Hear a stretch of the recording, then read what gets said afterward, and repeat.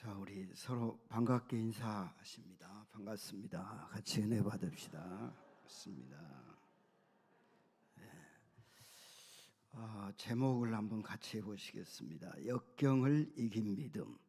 역경을 이긴 믿음. 영국의 어느 마을에 구두를 수선하는 한 소년이 있었습니다. 이 소년은 18살에 예수님을 믿고 세례를 받았습니다. 25살에 목사 안수를 받아 목회자가 됐습니다. 그리고 1792년 10월 31일 그는 31살의 나이로 인도의 선교사로 파송이 되었습니다. 그가 바로 아주 유명한 윌리엄 캐리 선교사입니다. 자, 그는 인도에 도착하여 불타는 사명감으로 이 인도 사람들에게 복음을 끊임없이 전했습니다. 그런데 오히려 이 캐리 선교사의 가정에는 끊임없이 어려운 일이 계속 일어났습니다.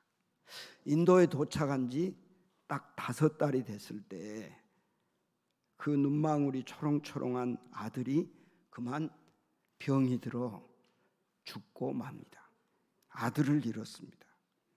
그 아들을 잃은 충격에 그 선교사의 부인이 정신분열이 일어났습니다. 방에서 나오지도 않고 이렇게 정신질병에 시달리다가 결국 캐리 선교사의 아내마저 죽고 맙니다. 참 이런 어려운 역경이 계속되는데 캐리 선교사는 그럼에도 불구하고 혼신의 힘을 다해 선교를 계속했습니다. 그러나 7년의 세월이 흘렀는데도 단 한 명도 결신자를 얻지 못했습니다. 여러분 한번 그 선교사의 심정을 한번 헤아려 보세요. 7년을 사역을 했는데 한 명도 신자를 얻지 못한 것입니다. 그런데 거기에 대해 영국에 있는 선교 본부에서는 이런 통지가 왔어요. 지금 캐리 선교사님이 하는 그 선교지는 너무 마음이 강팍해서 선교 지역에 합당치 않은 것 같으니 다른 새로운 지역으로 옮기라고 이런 통지가 왔어요. 그래 결국은 새로운 선교지로 7년 만에 옮겼습니다. 1812년 3월 12일 날 캐리 선교사가 인도에 파송받은 지 20년이 지난 감격스러운 날이 왔습니다. 캐리 선교사는 인도인들이 자기들이 직접 읽고 볼 수 있는 벵갈로로 된 신구약 성경 66권을 번역하는 일을 20년 만에 완성하였습니다. 이건 정말 대단한 선교의 업적인 것입니다. 그런데 이제 본부에서 이 소식을 듣고 인쇄기도 보내주고 잉크도 보내주고 종이도 보내줬어요. 성경을 인쇄할 수 있는 것들을 다 영국 선교 본부에서 보내줬습니다. 이제 성경을 인도로 인쇄할 준비가 다 마쳤습니다. 그때 캐리 선교사는 자신이 선교한 지역을 한번 마지막으로 돌아보았습니다. 그래서 동네 안팎을 돌고 집에 오니까 믿을 수 없는 사건이 일어났습니다. 선교 본부에 인도 원주민을 직원으로 채용한 분이 있는데 이분이 종이가 뭔지 인쇄가 뭔지 이걸 모르고 실수하여 그만 그 종이에 불이 붙어 화재가 난 것입니다. 20년간 번역한 인도 성경 66권이 원고가 다 불에 타버렸습니다. 문법책, 윌리엄 캐리 선교사가 친히 만든 문법책입니다. 이것도 불탔습니다. 인도와 영어로 된 사전도 불이 타버렸어요. 여러분 20년간 수고와의 결실이 한 줌의 잿더미로 사라져버린 것입니다. 정말 이건 땅이 꺼지고 하늘이 무너질 만큼 큰 사건이 터진 것입니다. 캐리 선교사는 아무 할 말을 잃어버렸습니다. 정막이 흘렀어요. 아들을 잃었죠. 부인을 잃었죠.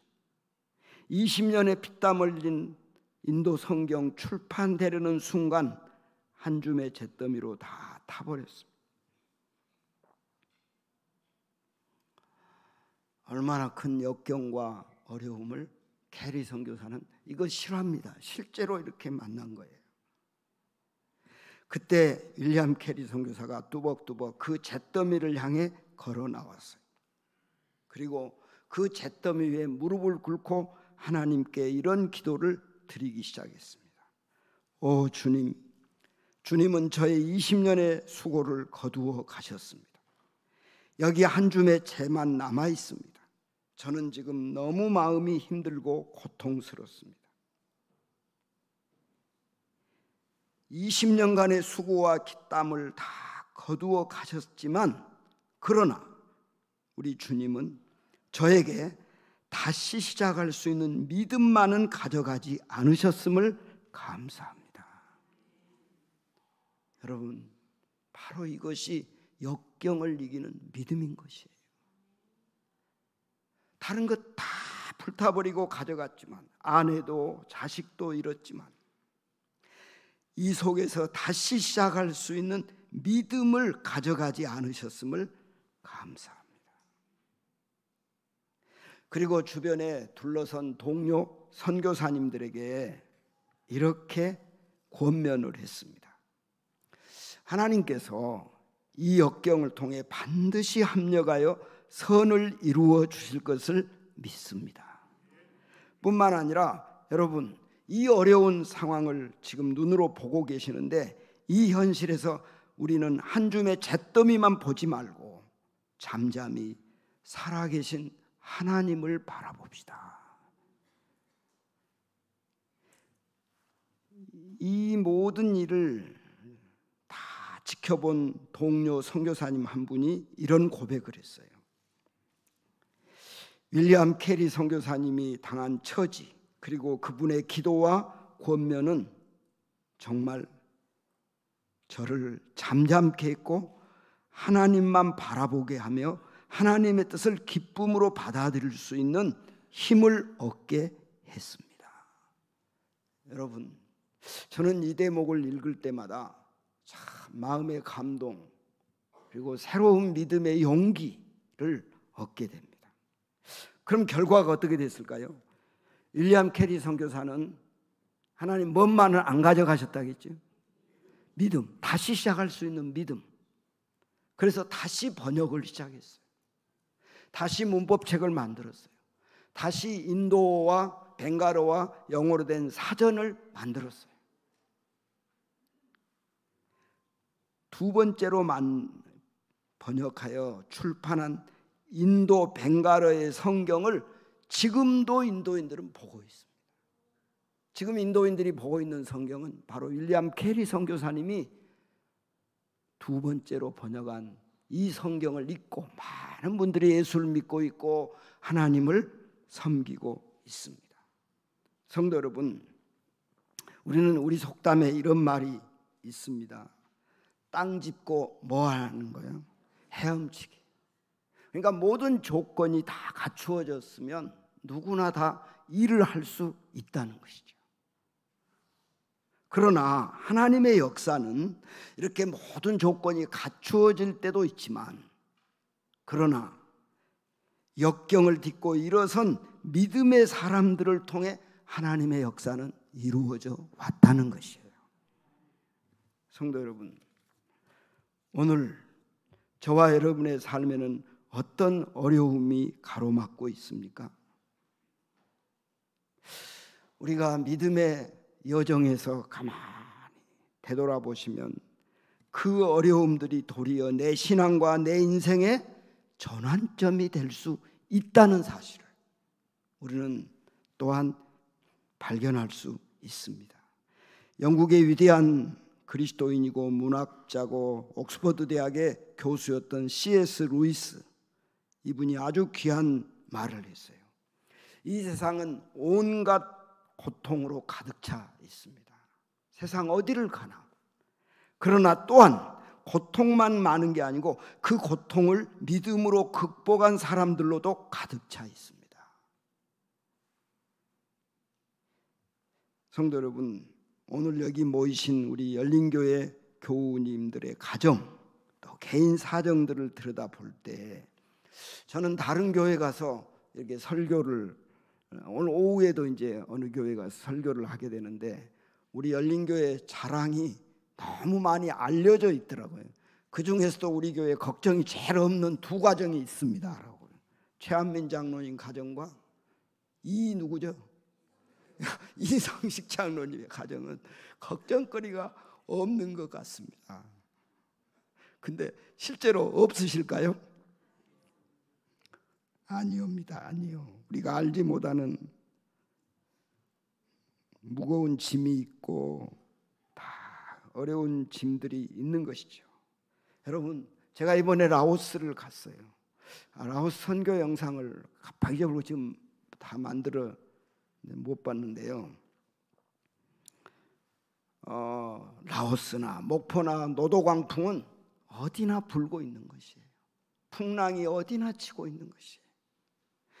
제가 영상을 못 보니까 간단히 우리가 협력하는 김형진 선교사님이 가서 보니까 전혀 과거에 안 하셨던 중고등학생들과 대학생들 17명을 그 가난한 농촌에 예수 믿는 자녀들, 그 부모님들의 동의를 얻어서 그 17명을 이렇게 받아가지고 먹여주고 재워주고 학비를 다 대주는, 그리고 그들을 신앙 훈련을 이제 계속 시키면서 공부를 할 수 있도록, 그래서 하나님 나라의 일꾼으로 앞으로 라오스의 지도자로 키우고자 하는 그런 소망을 가지고 그 어려운 사역을 하고 있었습니다. 그래서 제가 이번에 가서 그들에게 금요일과 토요일에 말씀을 전하고 같이 기도하고 하나님이 은혜를 주셨습니다. 너무나 신앙 훈련이 잘 돼가지고 자기들이 밥을 다 해 먹고 학교에 다니고, 그리고 토요일 날 정심에는 그 비엔티안 라오스 수도에 있는 선교사님들 몇 가정을 초청해서 같이 식사를 대접하고 그분들의 어려운 사정과 또 선교 사역에 대해서 들을 수가 있었습니다. 그리고 주일날은 우리 라오스에서 가장 큰 우리 합동 측 연합 장로교회에서 예배 설교 말씀을 전했습니다. 아주 뜨겁고 비록 아주 어려운 나라에 있는 우리 교포들인데 아주 신앙생활을 열심히 하고 있었습니다. 그리고 마지막 날, 조승건 집사님 하나만 그 선교센터 지금 짓고 있는 걸 한번 보시죠. 우리 열린교회도 같이 헌금을 동참했지 않습니까? 지금 거의 다 완성 단계에 있습니다.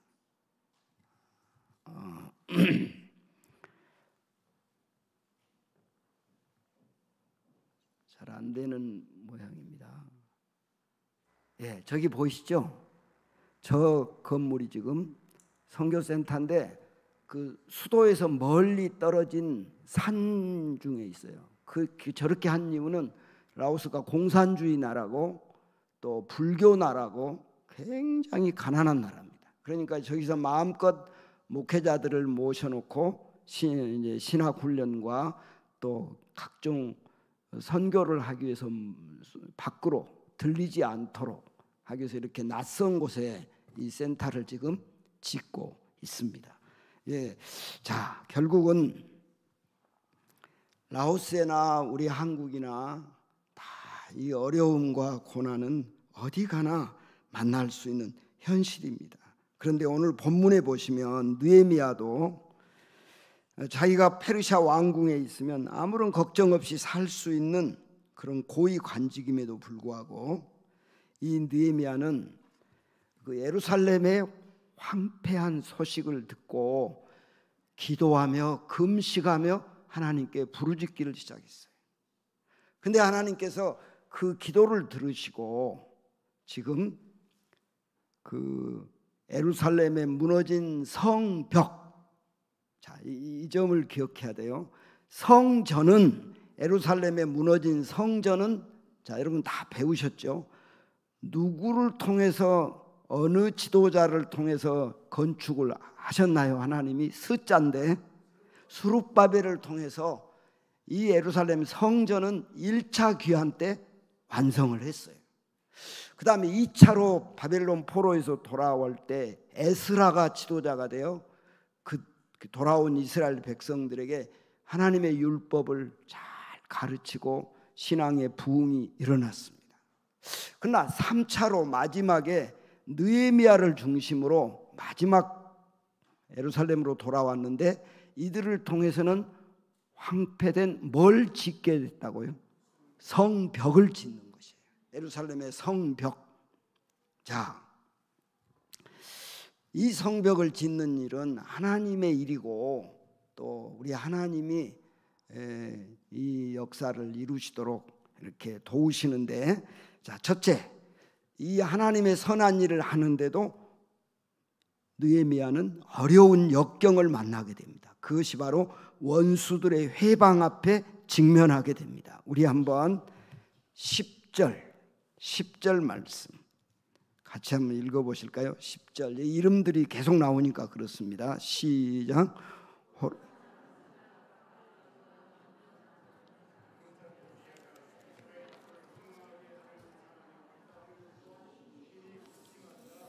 자, 여러분, 이 산발락과 도비아는 이스라엘 자손들을 흥왕하게 잘 되게 이렇게 부흥을 되게 하는 사람 느헤미야가 드디어 왔다는 소식을 듣고 기뻐해야 될까요? 아니면 근심해야 될까요? 기뻐하고 감사해야죠.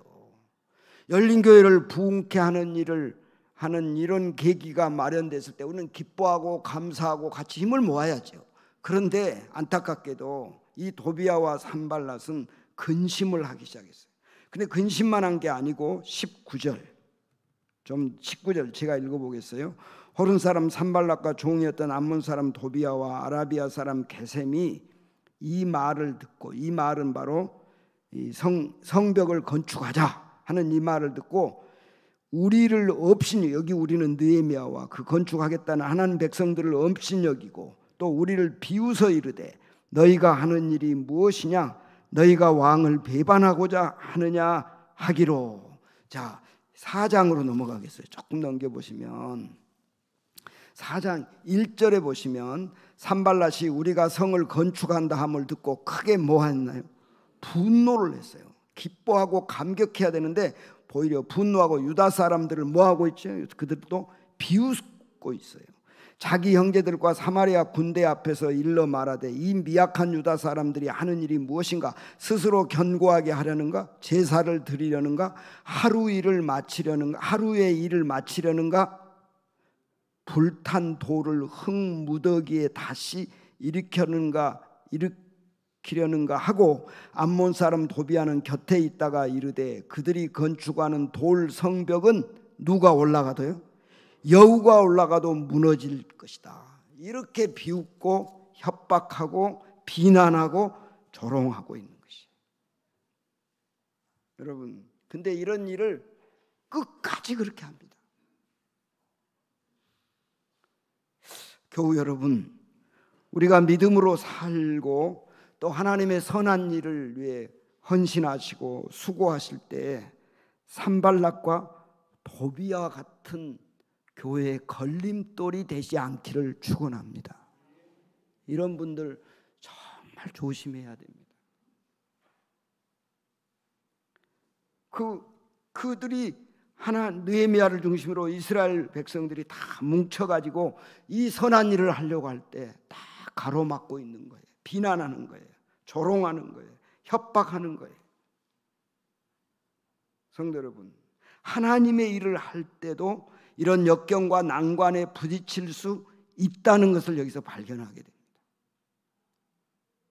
근데 우리 하나님은 이런 역경과 어려움과 장애물을 딛고 물리칠 수 있는 힘과 능력을 주실 것을 믿습니다. 성도 여러분, 우리 성도들에게 주 안에서 걸림돌이 변하여 디딤돌이 되게 하여 주시옵소서. 걸림돌이 변하여 디딤돌이 되는 것. 자, 두 번째는, 첫째는 느헤미야가 만난 역경, 그 반대, 비웃음, 조롱, 회방, 이런 일이 만나고 있습니다. 두 번째는, 자, 이런 어려운 역경을 어떻게 헤쳐가는가? 두 번째는 사람을 의지하지 않았다는 것이에요. 여러분 거기 11절에 보시면, 제가 읽어보겠어요. 내가 예루살렘에 이르렀어요. 이 거리가 페르시아에서 여기까지 오는데 무려 1300km가 넘어요. 그 먼 길을 지나 드디어 예루살렘에 도착해서 머무른 지 며칠 만이 됐어요. 3일 동안 보세요. 12절. 내 하나님께서 예루살렘을 위해 무엇을 할 것인지 내 마음에 주신 것을 내가 아무에게도 못하지 않았어요. 사람에게는 말하지 않았어요. 그리고 밤에, 3일 밤에 일어나 몇몇 사람, 길을 안내해 줄 사람과 함께 나가서 내가 탄 짐승에는 다른 짐승도 없이 그 밤에 골짜기 문으로 나가서 용정문 분문에 이르는 동안 보니 예루살렘 성벽은 다 뭐되었죠? 무너졌어요. 성문은 어떻게 됐죠? 불타버린 채로 지금 100년이 넘게 그렇게 돼 있는 거예요. 자, 이제 절 보시죠. 여러분, 그가 얼마나 예루살렘에 오고 싶었겠습니까? 드디어 예루살렘에 와보니 3일 동안을 사람을 만나지 않았어. 아무 말도 하지 않았어. 이 예루살렘 성벽을 지으려면 반드시 사람의 도움이 필요한 거죠. 사람들이 협력해 주셔야 됩니다. 수고해 주셔야 돼요. 그러나 그는 사람에게 이런 사정 저런 사정 말하지 않았습니다. 왜 그랬을까요? 아직 그 믿음이,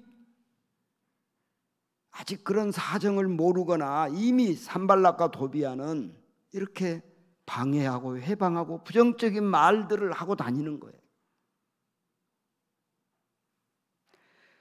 그때 느헤미야는 사람을 찾지 않고 조용하니 그 황폐화된 예루살렘 성벽을 돌아봤습니다. 성도 여러분, 우리에게는 사람의 도움과 협력이 하나님의 일을 하는데 꼭 필요한 것입니다. 그렇지만 사람을 하나님 의지하듯이 하면 안 된다는 것을 깨닫게 되는 것이에요. 우리 사람을 무시하거나 외면하지 맙시다. 그러나 하나님처럼을 의지하면 큰 올무에 부닥치는 것입니다. 시편 146편 3절에 귀인들을 의지하지 말며 도울 힘이 없는 인생도 의지하지 말라 말씀하셨어요. 자, 그럼 마지막 세 번째, 어떻게 이 어려운 성벽을 건축할 수 있었습니까? 그것은 세 번째 마지막으로 하나님의 선한 손의 도우심을 확신하였습니다. 우리 한번 읽어보실까요? 20절입니다. 마지막 절, 느헤미야 2장 20절 시작. 네. 하늘의 하나님이 우리를 형통케 하시리니 그의 종들인 우리가 일어나 건축하려니와 오직 너희에게는 예루살렘에 아무 기업도 없고 권리도 없고 기억되는 바도 없다 하였느니라. 아멘. 아멘. 누가 도와주신다고요? 하늘의 하나님이 우리를 뭐하게 하시리니? 형통하게 하시니. 거기 밑줄을 치시고 하늘의 하나님이 우리를 형통하게 하시리니, 이 사실을 느헤미야는 너무너무 확신했던 것이에요. 자, 저는 여기서 세 가지 느헤미야의 확신을 결론으로 말씀드리고 마치겠어요. 첫째, 느헤미야는 하늘의 하나님의 도우심을 확신했어요. 어디의 하나님이라고요? 하늘의 하나님. 20절에 나와 있죠. 20절. 하늘의 하나님이 우리를, 하늘의 하나님. 자, 보시죠. 우리는 지금 이 땅에 살고 있는 거예요. 하늘의 하나님이라는 것은 이 자연의 법칙에 시간과 공간의 제약을 받으시는 하나님이 아니시고 자연을 초월하여 계시는 초월자 되신 하나님. 그 하나님은 우리가 사도신경에서 고백하신 대로 전능하사 천지를 만드신 창조하신 하나님을 내가 뭐다오며 믿사오며. 여러분, 하늘의 하나님은 천지를 창조하신 전능하신 하나님이심을 믿습니다. 그 하나님께 느헤미야가 2장 4절에 보시면 왕이 도와준다고 해도 2장 4절 제가 읽어보겠어요. 왕이 내게 이르되 그러면 내가 무엇을 원하느냐? 왕이 도와주겠다고 묻습니다. 하시기로 내가 곧 누구에게 묵도했어요? 하늘의 하나님께 묵도하고 하늘의 하나님께 먼저 기도하고 왕에게 이러이렇습니다 라고 말하는 것이에요. 저와 여러분이 믿는 하나님은 오늘 또 하늘의 하나님이십니다. 자, 근데 문제는 뭐냐 하면, 자, 저를 보세요. 여러분, 우리는 내가 너무 똑똑하든지 아니면 너무 믿음이 없어서 하늘의 하나님을 자꾸 이 땅으로 끌어내리는 거예요.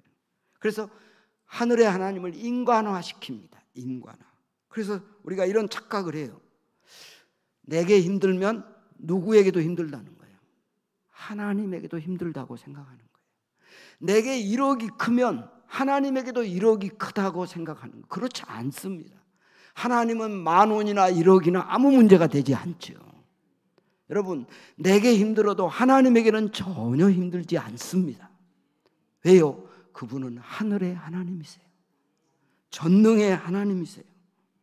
자, 그렇다면 두 번째 확신은 하늘의 하나님이 두 번째 형통케 해주신다는 걸 확신한 것이에요.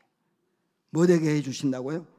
형통케. 20절에 그랬잖아요. 20절 제가 읽어봅니다. 20절, 자, 두 번째 줄에 보면 하늘의 하나님이 우리를 뭐하게 하시리니? 형통하게 하시리니. 아멘. 하늘의 하나님이 열린교회 모든 교우들을 형통케 해주시는 복을 주시기를 축원합니다. 형통케. 일이 되고 안 되는 것은 우리의 노력, 우리의 재능, 우리의 수고도 필요하지만 하늘의 하나님이 형통케 하심에 달려있다는 것을 여기서 우리는 배우게 됩니다. 자, 마지막 세 번째 확신은, 첫 번째는 누구 하나님이 도와주신다고요? 하늘의 하나님이. 어떻게 도와주시는 거니? 형통케 하신다겠죠.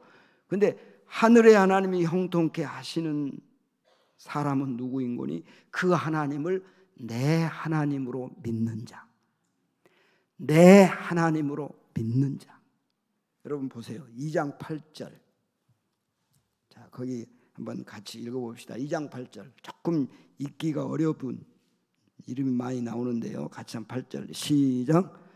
또 왕의 감독 아삽에게 조서를 내리사 그가 성전에 속한 영문의 문과 성곽과 내게 들어갈 집을 위하여 들보로 쓸 제목을 내게 주게 하옵소서 하며 내 하나님의 선한 손이 나를 도우심으로 왕이 허락하고. 아멘. 누구의 하나님이라고 했어요? 하늘의 하나님이 내 하나님의 선한 손이 나를 도우셔서. 한번 저를 따라서 하실게요. 내 하나님이 나를 도우셔서. 하늘의 하나님이 형통케 하시는데 누구에게 형통케 하시는가? 그분이 내 하나님이 되실 때.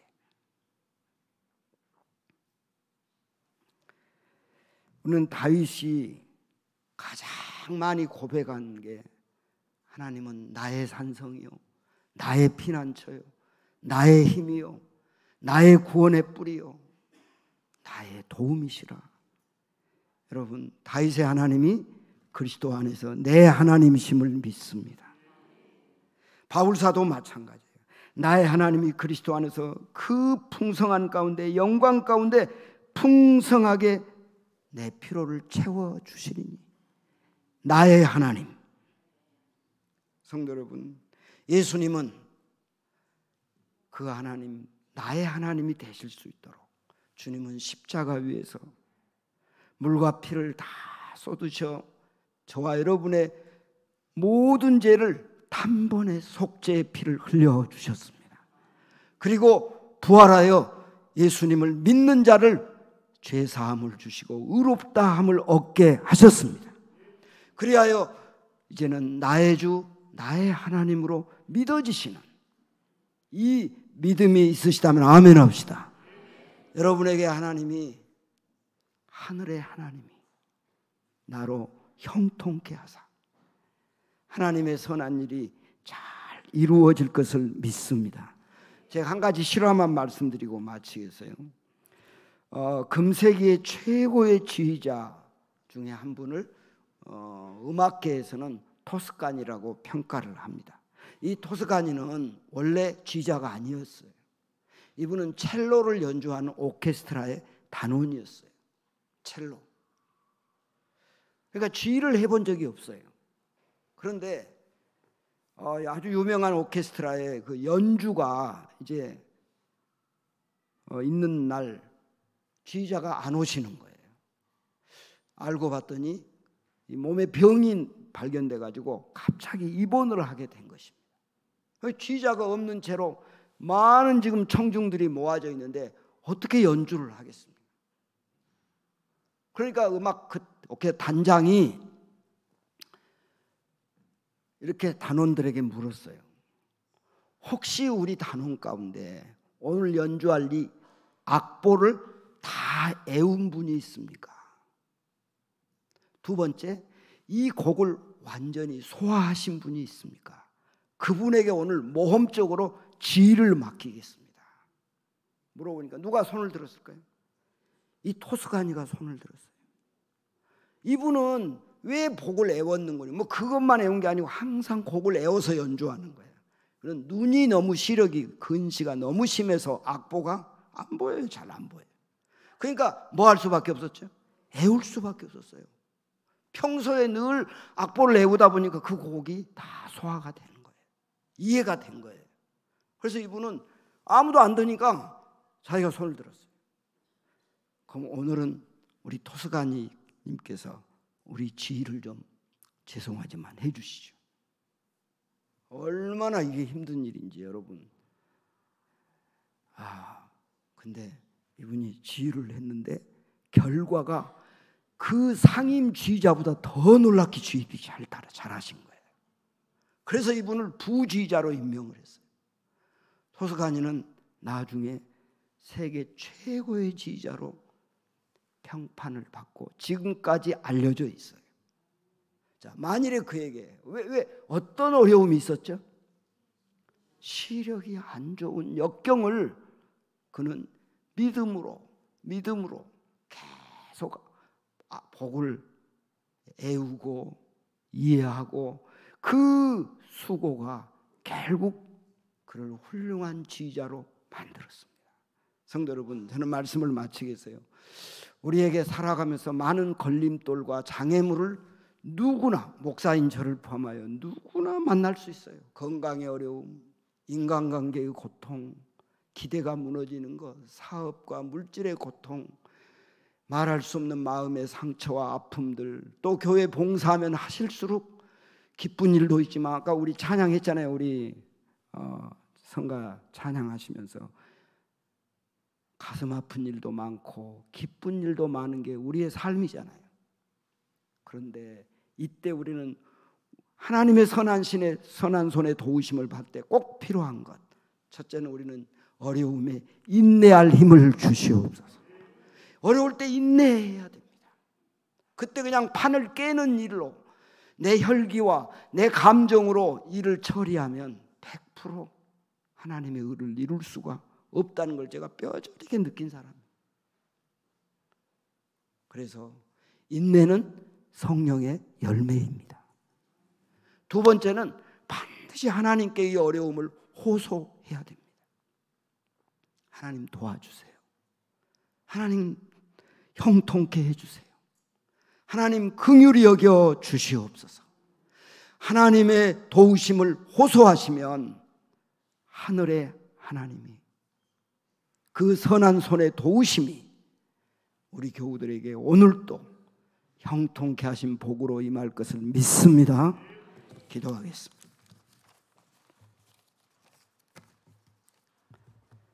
살아계신 하나님 아버지, 우린 정말 연약합니다.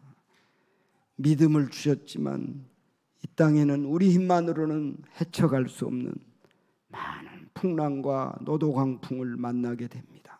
주여, 우리를 긍휼히 여겨주시고 때를 따라 돕는 은혜를 내려 주시옵소서. 사람을 하나님처럼 의지하지 않게 하시고, 그러나 사람을 긍휼히 여기며 사람을 사랑하고 하나님의 선한 손에 도우심으로 형통하는 복이 우리 열린교회 모든 교우들에게 임하여 주시옵소서. 우리 열린교회를 우리 김두영 목사님과 사모님 두 자녀들 이렇게 맡겨주시고 1년여 동안 함께 해주신 은혜 진심으로 감사합니다. 날로 날로 부흥케 하시고 우리 목사님을 강건케 하여 주시옵소서. 믿습니다. 우리 주 예수님의 이름으로 감사하며 기도드리옵나이다. 아멘.